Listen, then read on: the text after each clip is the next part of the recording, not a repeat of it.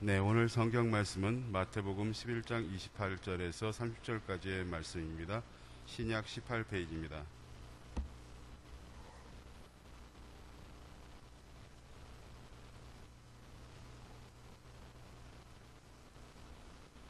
받들어 봉독하겠습니다.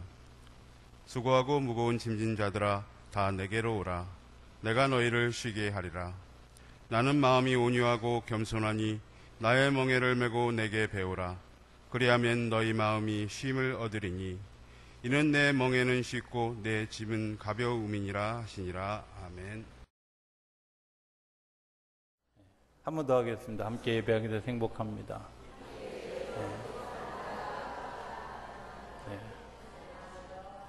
함께 예배하게 돼서 행복한 분이 도처에 있지만 외국에서 오신 분만 소개하겠습니다. 우리 각병관 장로님 휴가 잘 오셨습니다. 좀 환영의 박수를 좀 해주시면. 제가 오늘 다 일일이 거명하지 못하는 건 여러분이라서 우리 가운데 줄에도 우리 양병수 장로님 뒤에도 또 박현영 집사님도 오랜만이라고 하긴 좀 그렇긴 한데 우리 어디죠? 4층에도 이렇게 오랜만에 예배들이 같이 예배하는 분이 반갑습니다. 환영합니다. 네. 반면에 빠진 분도 있습니다. 아침에 문자 메시지가 하나 왔어요. 근데 하나만 온 게 아니라 여러 군데서 우리나라의 신천지의 간부로 있다가 신천지를 탈출해서 신천지 반대하는데 대책위원장이신 신현옥 목사님이 오늘이 신천지가 잠실 종합운동장에서 모이는 날이래요. 오늘 교회 잘 나오시다가 오늘 이상하게 빠진 사람들은 한번 조심해서 보라고 하는 메시지. 오늘 신천지 모이는 날이라고 그러면서 신천지 얘기하는데 뜨끔하시는 분은 좀 이상한 거 그죠? 예. 근데 그런 분은 오늘 없을 거라고 생각이. 다 거기 갔으니까. 왜 그런 일들이 일어날까 이제 이런 생각을 아침에 문자 메시지를 받고 했습니다. 우리가 이제 여행을 하잖아요. 여행을 하는데 내가 어디를 가야 될 목적지를 정하고 그리고 그 다음에 어디에 가야지 이런 플랜을 가지고 가는 사람들은 여행을 하는 겁니다. 그런데 그 플랜이 없이 그냥 발길 닿는 대로 가겠다. 그거는 여행이라기보다는 방황에 가깝습니다. 어쩌면 오늘 그 성경의 메시지는 방황하는 사람들에게 여행을 하자. 어떤 여행? 본향에 이르게까지 가는 여행을 하자. 이제 그런 주님의 제안을 오늘 성경의 말씀으로 우리가 같이 대하는 것이다. 저는 그렇게 여겨집니다.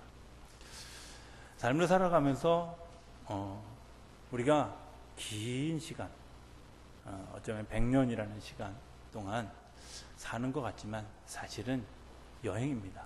왜? 우리가 가야 될 본향이 있기 때문에 그렇습니다. 이 본향이 분명한 사람은, 목적지가 분명한 사람은 그 삶을 걸어가면서 삶의 과정 하나하나가 굉장히 의미 있고 또 기억하고 싶고 그리고 그 순간순간이 굉장히 소중한 반면에 방황하는 사람은 때로는 그 순간을 엉뚱한 곳으로 흘려버리기도 하고 곁길로 빠지기도 하고 하는 일들을 하게 된다는 겁니다. 한번 외국에 갔다가 그런 경험을 했어요. 자유여행을 갔는데 지하철에서 딱 내려가지고 늘 다니던 통로였어요. 근데 그 통로를 건방지게 확인하지 않고 그냥 다른 통로에 딱 들어섰어요. 3분이면 갈 거리를 1시간을 헤매도 못 가는 거예요. 나중에 사람들에게 안 되는 영어로 막 물어보니까 결국은 다시 돌아왔던 자리, 출발했던 자리로 돌아와서 보니까 옆에 길이 있었는데 그냥 그 길로 간 거예요. 1시간을 방황하고 돌면서 이런 생각을 하게 되었습니다. 목적지를 잃어버리면, 내가 삶을 살아가는 목적지를 잃어버리면 방황하는구나. 그리고 조금 방황이라고 쓰고 거기다가 입고를 하고 이렇게 씁니다. 고생이라고. 우리가 고생하는 사람들에게 오늘 주님께서 주시는 메시지입니다. 수고하고 무거운 짐을 진 자들아 내게로 오라 내가 너희를 쉬게 하리라 하는, 우리가 많이 들었던 얘기입니다.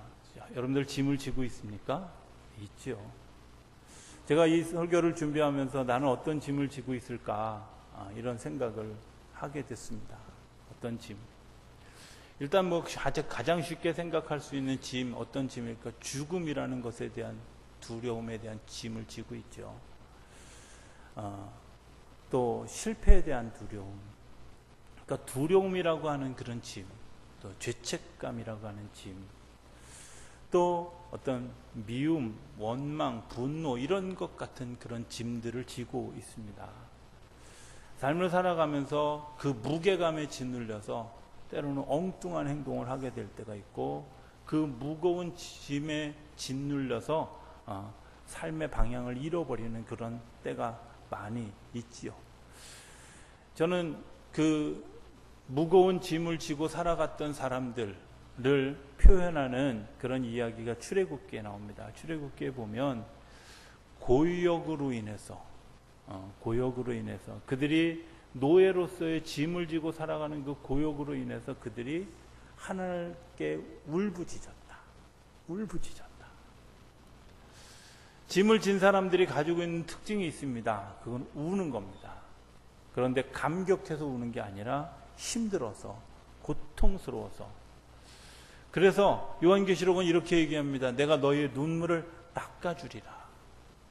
이 세상을 살아가면서 그 여행길, 순례의 길을 걸어가면서 우리가 흘렸던 수많은 눈물들이 있는데 그 수많은 눈물들을 주님께서 닦아주신다는 약속입니다. 출애굽기는 어쩌면 구원의 시작의 책이죠. 그렇죠? 이스라엘 백성들이 노예 생활, 억눌린 생활, 잡힌 생활, 그리고 짐을 지고 고역을 겪는 그런 그 삶의 사람들에게 그들을 구원해 주시겠다고 하는 메시지, 그들을 구원해 주시겠다고 하는 하나님의 구원 행동이 시작된 데가 출애굽기입니다.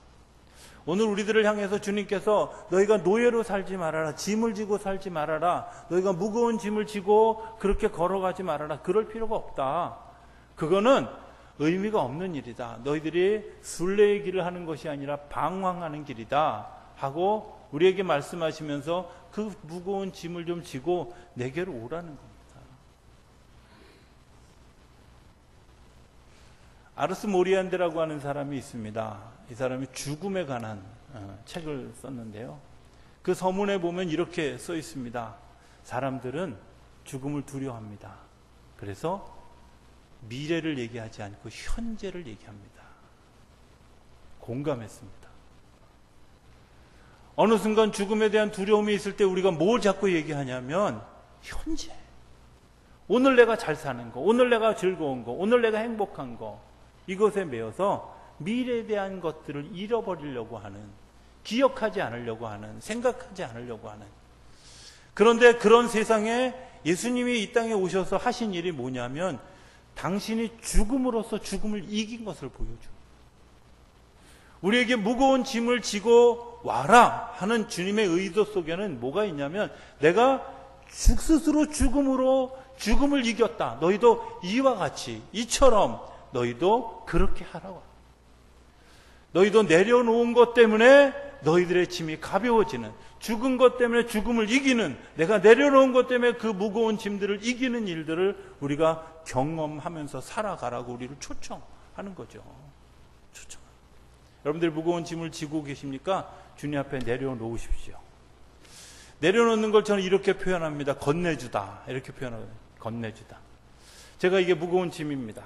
성경이 무거운 짐일 리는 없지만 하지만 그래도 좀 무겁습니다. 그래서 이 오른손에 있는 짐을 왼손 예수님에게 이렇게 내려놨습니다. 내려놨잖아요. 그죠? 내려놓고 나는 이렇게 하면 어떻게 돼요? 네, 이쪽 손은 자유로워하죠. 그런데 중요한 건 뭐냐면 줄까 말까 하는 거죠. 아니면 내가 고집부리고 이거 내려놓지 않는 겁니다. 내가 그냥 어떻게든 해결해 보겠습니다. 내가 어떻게든 이 문제를 극복해 보겠습니다. 죄송합니다. 극복할 길이 없습니다. 특별히 궁극적인 죽음의 길, 내가 어떤 인생을 살아가든 본향을 발견하는 일들은 내가 스스로 발견할 수 있는 것이 없습니다. 우리가 내비게이션이라는 도구, 예전에는 지도라는 도구를 썼던 이유가 뭡니까? 그것은 내가 길을 잃어버리지 않기 위한, 주님께서 그 길을 잃어버리지 않기 위해서 오늘 우리에게 지시해 주시고 가르쳐 주시고 깨닫게 해 주시는데, 우리가 그 순례의 길에 대해서 여전히 짐을 지고 걸어. 저는 예수를 믿는 순간부터 길이 바뀐다고 생각하는데, 어떤 길? 내가 이전에 방황했던 길이라면 이제는 순례의 길, 내가 하나님의 나라 본향을 향해서 걸어가는 걸음. 저는 그 걸음을 출애굽기와 민수기를 지난 한 주간 동안 이렇게 읽으면서 그 여정을 한번 이렇게 살펴봤습니다. 여기 여정 속에 참 재미있는 이야기들이, 홍해를 건너는 사건, 구원받는 거죠. 감격이 있었을까요? 있었을까요? 예. 정말 기가 막힌 감격이, 정말 기가 막힌 감격이 그 안에 있지 않았을까요? 홍해가 갈라지고, 그리고 내가 구원받았다는 사실, 애굽의 군사로부터 자유를 얻었다는 사실, 정말 하나님의 나를 보호해 주시고 인도해 주셨다는 그런 놀라운 사실을 경험합니다. 그 놀라운 사실을 경험하고 그들이 노래하는데, 어떻게 노래하냐면 정말 하나님이 주시는 일들에 감격해서 이스라엘 백성들이 그 홍해를 건너온 그 마당에서, 그 모래사장에서 하나님을 찬송하는데 정말 행복하게, 기쁨으로, 하나님 우리에게 그런 구원의 기쁨을 주시기 위해서 우리를 초대해 주시는 줄로 믿습니다. 여러분들 그런 행복함을 이미 가졌고 이미 가지고 계신 줄로 믿습니다. 혹여 그런 경험이 없다면 여러분들 안에 그런 은혜의 능력이 이 한 주간 일어날 수 있게 되기를 주님으로 축복합니다. 그 행복해. 저는 가끔 우울하고 힘들고 때로는 막 스트레스 받고 힘이 들 때 가끔 읽는 성경책이 있어요. 그 읽는 성경책 중에 하나가 바로 출애굽기 14장, 15장, 16장 이쪽이에요. 왜? 거기에 그 구원의 감격의 노래가 있어요. 그들이 어떤 노래를 불렀을까? 어떤 마음으로 불렀을까? 그리고 어떤 생각으로 불렀을까? 시편에 보면 이스라엘 백성들이 바벨론 포로를 끝나고 와서 우리가 마치 꿈꾸는 것 같았도다, 행복하도다 그러면서 불렀던 노래가 있어요. 여러분들 그 노래를 부를 때, 쳐다볼 때마다 야, 이런 감격, 이런 구원의 그네가 하나님이 내게 주셨고 지금도 유지되어지고 있고 지금도 이끌고 가고 있구나, 이런 생각으로 이겨갑니다. 우리에게 그런 구원의 감격이 있잖아요. 그런데 왜 지금 나는 없어요? 없는 게 아니라요, 우리 안에 그 감격을 딛고 새로운 길을 걸어가기 시작한 겁니다. 홍해를 건넜기 때문에 지금 광야를 걸어가는 겁니다. 구원받았기 때문에 지금 광야의 길을 걸어가는 겁니다. 애굽을 탈출했기 때문에 지금 광야의 길을 걸어가는 겁니다. 그냥 광야의 길을 걸어가는 게 아니라요, 우리가 구원받았기 때문에, 홍해를 건넜기 때문에, 애굽으로부터 탈출했기 때문에, 자유를 얻었기 때문에 우리가 광야의 길을 가는 거예요. 광야의 길에는 당연히 애굽과 다른 문화가 있어요. 어떤 거? 애굽에서는 그냥 종을 부리듯 부리면서 음식을 줬지만, 이 사람들이 여행을 하면서 하나님께서 주시는 음식을 경험하기를 기대하는데 그 음식이 문화가 다른 거예요. 제가 군대 가서 처음 힘들었던 게 뭐냐면, 군대 갔는데 그냥 앉아서 자유롭게 기도하고 먹으면 얼마나 좋아.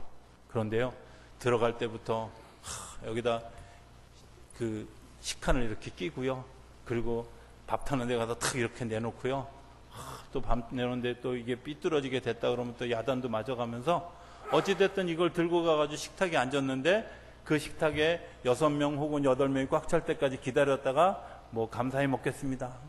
하도 오래돼서 잊어버렸어.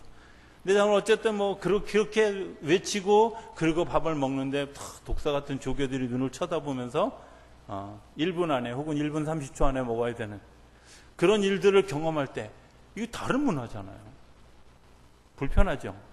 굉장히 불편합니다. 그런데 중요한 것은 이스라엘 백성들도 그런 불편함을 겪었다는 거예요. 우리가 배고픕니다, 목이 마릅니다, 우리가 불편합니다, 이런 고소들을 그들이 불평처럼 했어요. 구원의 감격 뒤에 반드시 있는 게 있어요. 그게 뭐냐면 새로운 환경을 적응하기 위한 고난이라는 것이 있어요. 교회 처음 나오면요, 불편해요. 일어났다 앉았다 하는 것도 불편하고요. 찬송은 또 왜 그렇게 생소하고 어려워요. 그죠? 또 이상한 주기도문도 외워야 되고 사도신경도 외워야 되고 불편하잖아요. 그런데 그런 문화에 적응하면서 겪어야 되는 고난, 이런 형식적인 것 말고도 교회 안에 들어와서 문화 속에 이렇게 들어와 보면 마치 큰 가족처럼 내 사생활이 노출되고 때로는 다른 사람들한테 오해도 좀 받고 하는 이런 일들을 우리가 경험하죠. 여러분들, 이 경험들이 그냥 경험이 아니라 내가 하나님의 나라를 향해 가는 여정 중에 있는 당연한 일이라는 사실을. 문제는 그것을 통해서 우리가 해야 될 게 있어요. 그거를 내 불평을 기도로 바꾸는 거고, 내가 가지고 있는 하나님께 탄원하는 것들을 감사와 찬양으로 바꾸는 거죠. 그거 훈련하는 거예요. 고난이 있습니다. 예수 믿고 고난이 당연히 있습니다. 어려움이 있습니다. 어려움이 있는 거 우리가 인정해야 됩니다. 중요한 건 그 어려움이 우리를 힘들게 하려는 어려움이 아니라 우리의 삶을 기도로 바꾸는, 우리의 삶을 찬양으로 바꾸는, 우리의 삶을 예배로 바꾸는 훈련을 하는 거예요. 철로역정이라고 하는 책에 보면 이 주인공 크리스찬이 해방을 얻었어요. 자기의 짐이 굴러떨어지는 그런 그 능력을 경험했어요. 그러고 난 다음에 바로 뭐가 와요? 고난이 와요. 죽음의 골짜기를 지나고요. 그리고 사망의 늪을 지나고요. 어려운 시간들을 지나요. 그런데 그 시간들을 이렇게 자세히 들여다보면 그 속에서 그런 시간을 지나면서 말씀에 대한 확신, 기도에 대한 확신, 예배에 대한 확신, 이런 것들이 그의 삶에 됐다. 여러분들, 그 고난을 기도로 이겨갈 수 있는 믿음의 능력이 저와 여러분들 가운데 일어나게 되기를 기대합니다. 그런데 그렇게만 계속 되어지면 얼마나 힘들겠어요. 그래서 주님께서 주시는 또 다른 은혜가 뭐냐면 성막이라는 거예요. 하나님을 만나고 하나님 안에 거하는 기쁨. 구원의 감격을 누리고 난 다음에 두 번째 누리는 감격이 있어요. 그게 뭐냐면 하나님 안에 거하는 기쁨. 하나님과 나와 연결되어지고 나와 내 이웃과 연결되어지는 능력이 우리 안에 일어나는 거예요. 저는 우리 한국교회를 바라보면서 늘 안타까운 것 하나는 그런 겁니다. 구원의 감격이 있는 데서 신앙생활이 끝난다고 생각하는. 언젠가 한번 이동원 목사님이 그 철로역정 강의를 하면서 그런 얘기 했어요.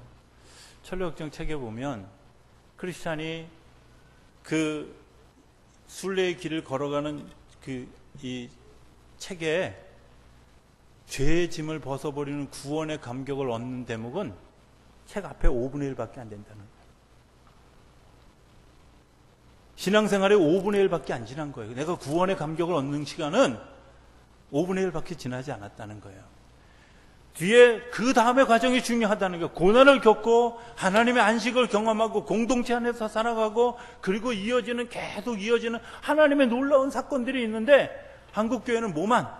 앞에 있는 구원에만, 내가 구원받았습니다, 구원의 능력을 경험했습니다, 여기에만 치중해서 매일 거기에 머물러 있다. 아닙니다. 여러분들, 분명한 것은 하나님께서 주시는 고난 후에 주시는 안식이 있어요. 기도하고 난 다음에 내가 얻어지는 응답의 능력이 있고요. 내가 예배하고 난 다음에 하나님께서 주시는 위로의 능력이 있고, 이만하면 아멘 할 때는 되는데 안 해, 그죠? 예. 그런 능력이 있는데 우리가 그런 능력들을 잊어버리죠. 예배에 대한 감격이 없어요. 기도에 대한 응답의 능력을 경험한 기쁨이 없어요. 찬송을 경험한 그러다 보니까 우리의 삶이 점점 시들해지고, 그 시들해지는 그 틈을 사단이 우리의 삶을 고해서 공격해서 억누르게 또 다른 그런 노예로 살아가도록.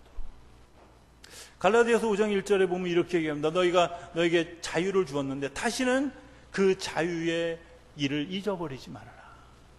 멍에를 매지 말아라.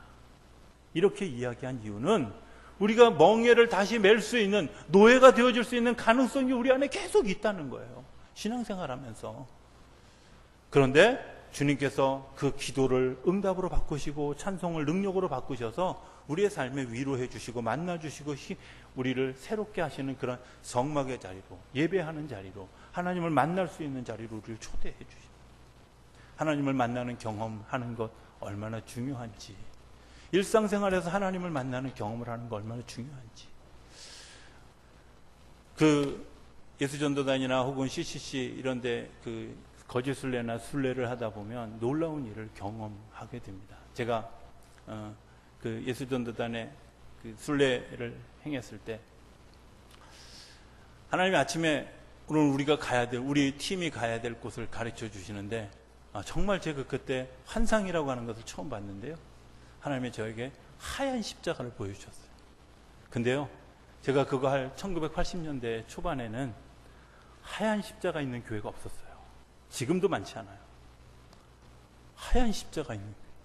다른 분들이 뭐 설명을 하는데, 교회를 설명하는데, 뭐 이런저런 설명을 하는데, 저는 하얀 십자가를 봤습니다. 그러니까 팀장님이 저를 한 대 때리더라고요. 이 친구야, 하얀 십자가가 어디 있어? 그런데 정말 놀라웠던 건, 제가 그때 동해에서 시작해가지고 우리가 강릉으로 가는 여정이었는데요. 그 가는 여정 가운데 하얀 십자가 있는 교회가 있는 거예요. 모두 다 놀랐어요. 그런데 그 하얀 십자가를 찾아가서 보니까 팀장님이 받았던 그 교회의 모습, 또 교회가 어떻게 우리를 대할까, 이런 모습들을 그날 경험하고 모두 다 그 교회에 모여 앉아서 하나님을 찬송하는데, 하나님이 하시는 일을, 우리가 가야 될 길을 보여주셨고, 그곳에 안식하게 하시고, 그곳에서 거하게 하시고, 그곳에서 어떻게 우리를 환대할 것인가 하는 것까지도 다 보여주신 그날 아침의 경험이 저녁에 이루어지는 것을 보고 너무 놀란 거야, 다. 이야, 이런 일도 있구나. 이런 은혜를 경험하면, 한 순간순간 하나님이 하시는 일을 경험하면 우리가 두려울 이유가 없어요. 아침에 내가 두려움으로 시작했다 할지라도 하나님이 주시는 위로와 새 길을 발견하고 순례의 길을 걸어가면 하나님께서 주시는 위로와 안식으로 더해 주시는 능력이 우리의 삶의 여정 가운데 일어나게 되는 줄로 믿습니다. 이런 여정이 성막입니다. 예배의 경험입니다. 예배를 드리면서 하나님이 내게 주시는 말씀, 하나님 이게 실제가 되게 해주십시오. 기도할 때 실제가 되는 일들이 우리 가운데 일어나게 되는 줄로 믿습니다. 그 다음에 일어나는 과정이 뭐냐면 성화라고 하는 과정입니다. 우리가 하나님의 안식 가운데 거하게 하는 가장 커다란 이유는 우리가 그리스도의 성품을 닮아가라고 하는 겁니다. 이스라엘 백성들이 광야길을 걸어가면서 그 광야의 길에서 또 다른 만남을 갖는데, 그게 뭐냐면 시내산에서 십계명을 들고 내려오는 그 모세를 만나는 만남의 경험입니다. 여러분들 이 만남의 경험이 얼마나, 십계명은 예수 믿기 전에 사람들에게 주시는 계명이 아니에요. 예수 믿는 사람들이 어떻게 하나님을 닮아갈까, 어떻게 예수님을 닮아갈까, 어떻게 하나님을 바라볼까라고 주신 계명이에요. 바꿔 얘기하면 그 계명은 성화를 향해서 걸어가야 되는 그런 계명이에요. 그 계명을 우리가 하나하나 묵상하면서, 내가 정말 진실했는가, 내가 부모를 공경하고 있는가, 내가 하나님과 다른 형상을 바꾸지 않는가 하는 것들을 점검하고 내가 그 성화의 길을 걸어가는 거죠. 그 성화의 길을 걸어가는데 무수히 많은 어떤 주변의 도전과 주변에 더 강력한 그런 우리를 빼앗기지 않으려는, 성화시키지 않은, 이 땅에 많은 예수 그리스도가 나타나지 않게 하기 위해서 끊임없이 방해하는 사단의 시험들이 있잖아요. 십계명을 받고 난 다음에 성경을 잘 보면 계속해서 이스라엘 백성들이 전투를 해요. 가나안 땅에 가까이 갈 때마다 이해하지 못할 전투를 계속하게 돼요. 그 전투를 계속하면서 이겨갑니다. 이겨가고, 그리고 결국 가나안 땅에 이르러 간다는 거예요. 그런데 그때마다 하나님이 보여주시는 것이 있어요. 그게 뭐냐면 가나안 땅에 대한 말씀이에요. 그리고 그 가나안 땅의 실제를 이스라엘 백성들이 봤어요. 제 첫 번째 12지파에서 대표 뽑아서 가나안 땅을 보고 왔을 때 가나안 땅 좋은 땅입니다. 그런데 우리는 들어가지 못할 것 같습니다. 이렇게 얘기했던 10명과 정말 좋은 땅입니다. 하나님이 우리에게 주실 줄로 믿습니다. 믿음으로 고백했던 두 사람이 보았던 가나안 땅이 있고요. 두 번째 다시 40년이 지나고 난 다음에 그 가나안 땅을 경험하기 위해서, 정탐하기 위해서 또 다른 사람들이 들어갔다 나왔고요. 그리고 마지막으로 모세에게 그 가나안 땅을 보여주셨어요. 내가 산 위에 올라가라. 그리고 네가 보이는 그 땅이 가나안 땅이다. 여러분들, 우리가 죽음을 맞이하게 될 때 죽음 앞에서 반드시 하나님이 보여주시는 것이 있습니다. 그건 우리가 가야 될 하나님의 나라를 보여주십니다. 제 임상 경험에 의하면 좀 영적으로 민감한 사람은 한 일주일 전, 한 열흘 전쯤에, 아주 둔한 사람도 적어도 24시간 정도 전에는 영적인 세계가 열려서 영적인 세계에서 일어나는 일들을 봅니다. 그래서 대부분 그분이 언제쯤 돌아가실지 알 수 있어요. 영적인 세계가 열려 있는지 안 열려 있는지, 그리고 어떤 급변하는 태도가 있는지 대충 알 수 있어요. 근데요, 그때 정말 내가 예수 믿고 믿음으로 잘 달려왔던 사람은 뭘 보냐면 하나님의 영광을 봐요. 천사들이 어떻게 움직이는지, 그리고 천상에서 나를 맞이하기 위해서 어떤 준비를 하는지, 그리고 어떻게 우리를 환영할 준비를 하고 있는지. 이제 내가 살아도 하는 그 찬양에 보면 하늘 영광 보여주며 날 오라 하네. 그 하늘 영광에 보여준다는 말이 하늘에서 되어지는 환영. 그런데 그 뒤에 뭐라고 하냐? 주님께서 나를 마중 나오네. 그냥 부르는 노래가 아니라요, 영적인 안목이 열려져서 그냥 보고 그걸 그냥 그대로 그린 가사예요. 하늘의 영광이 우리 가운데 있습니다. 가나안 땅을 보여주시지 않고 가나안 땅을 말로만 설명하고 보내는 것이 아니라 우리에게 이미 보여주십니다. 신앙생활하면서 그런 영광들을, 그런 은혜들을 우리가 부분적으로 경험합니다. 그래서 고린도전서 13장은 너희가 지금은 부분적으로 하나 온전한 곳이 그때에 올 때, 성화되어지면 완전히 그때에 가면 전체를 다 통괄적으로 보게 될 것이다, 이렇게 얘기하는 이유가 거기에 있습니다. 하나님의 영광을 보여줘요. 그래서 기쁨으로 죽음을 맞이해요. 기쁨으로 하나님 앞에 갈 수 있도록. 어떻게? 광야 40년을 믿음으로 잘 걸어 구원의 감격을 거치고 고난을 거치고 그러기서 하나님의 위로를 거치고, 그리고 하나님께서 주시는 사단과 영적 싸움을 이겨가고 성화의 과정을 거쳐가면서 그 성화되기 위해서 내가 끊임없이 나를 내려놓는 작업들을 다 하고 난 그 사람, 마지막 그 삶의 자리에서 서서 이제 하나님의 나라에 들어가기 직전에 하나님의 영광을 보는 역사가 있습니다. 저는 그런 일들이 이미 우리의 삶의 어떤 그 삶의 부분적으로 그런 일들을 경험하게 되어지는 줄로 믿습니다. 제가 되게 아주 오랜 동안에 저희 아버지가 하나님의 나라에 갔을까, 그리고 또 다른 기도의 제목은 하나님, 내게 하나님 나라를 보여주십시오. 그런데요, 정말 놀라운 건 제가 거짓말 좀 보태서 아버님이 돌아가신 지 한 20년 넘었는데 한 1000번을 봤어요. 꿈에. 한 500번쯤 보고 난 다음에 하나님이 저를 알게 하셨는데, 근데 그 보는 게 어떻게 보느냐, 그냥 집에서 같이 사는 거야.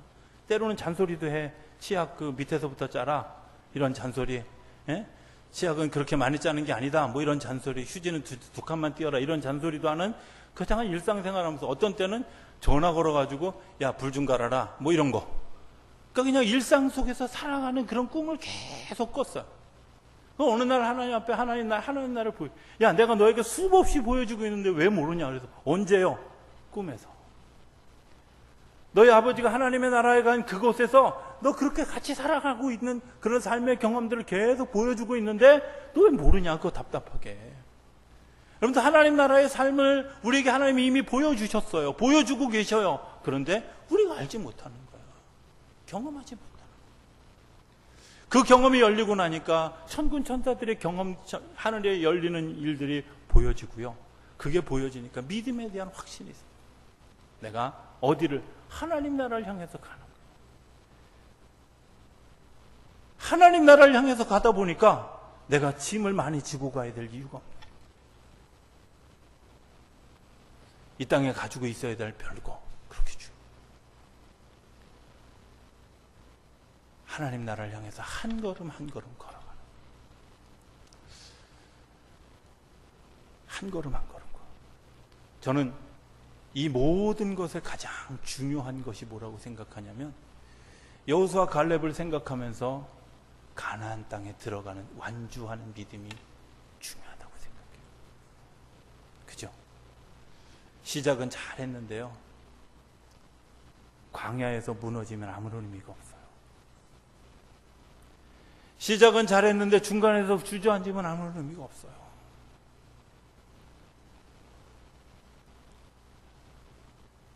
믿음으로 끝까지 가. 하나님 그 믿음으로 끝까지 갈 수 있도록 천군 천사를 동원해서 응원하고 우리 주변에 있는 이웃들을 동원해서 응원하고 사람들을 통해서 돕고 있고 그 일들이 보여지는, 이웃이 열려지는 역사가 일어나면 하나님이 하시는구나, 하나님이 이끄시는구나 보여지게 되는 줄로 믿습니다. 2009년 11월 5일 날 우리 한국 사람들이 막 박수를 보냈던 놀라운 사건 하나가 일어났습니다.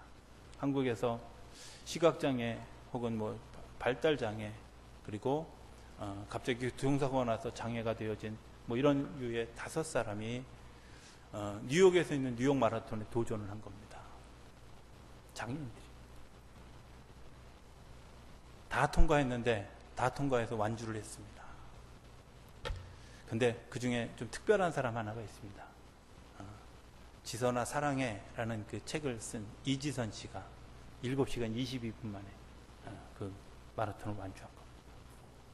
그 완주하고 나서 쓴 글이 있습니다. 그 쓴 글에 뭐라고 얘기하냐면 죽을 것 같은 것, 포기하고 싶은 마음. 7시간 20분이 어쩌면 자기 인생보다 더 긴 시간. 그러나 결승점이 있다는 믿음을 가지고 나를 도우시는 하나님에 대한 믿음을 가지고 뛰었다. 그리고 7시간 22분 만에 완주했다는 거예요. 완주했을 때 그 기쁨. 내가 드디어 이곳에 도착했다. 내가 이곳에 테이프를 끊었다. 이 기쁨.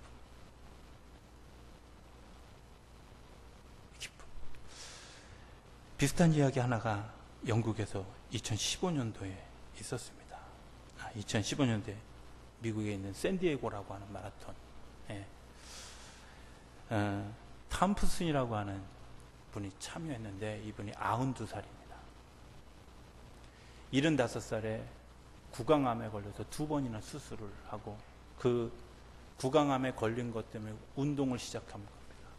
19번의 마라톤 완주를 했는데 그 구강암 수술을 2번 하고 치료를 겪고 난 다음에 92살이 되던 해에 하나님이 나를 이렇게 회복하셨다는 것을 확인하고 싶어서 그 42.195km에 도전했습니다. 그리고 7시간 24분, 뭐 36초인가 하는 그 시간 안에 완주하는 샌디에고의 신문에 아주 큰 게 그분을 탐프슨에 대한 기사를 실었던 92살에 암투병을 20년 넘게 한 그 사람, 믿음으로 살았습니다. 내가 믿음으로 뛰었습니다. 믿음으로 끝까지 갔습니다. 주님께서 오늘 우리에게 내게 와서 배우라, 내 멍에는 쉽다, 이렇게 이야기하시는 이유가 뭘까? 주님께서 보호 아래에 있다는 사실을 네가 기억해라. 네가 끝까지 가자. 내가 너와 함께 할 것이다. 끝까지 가자. 내가 너를 붙들어 줄 것이다. 끝까지 가자. 내가 너를 인도해 갈 것이다. 주님께서 오늘 우리에게 주시는 약속인 줄로 믿습니다. 행복한 사람들이 느끼는 경험입니다. 방황하는 사람은 행복하지 않습니다. 그러나 순례하는 사람, 여행하는 사람은 행복합니다.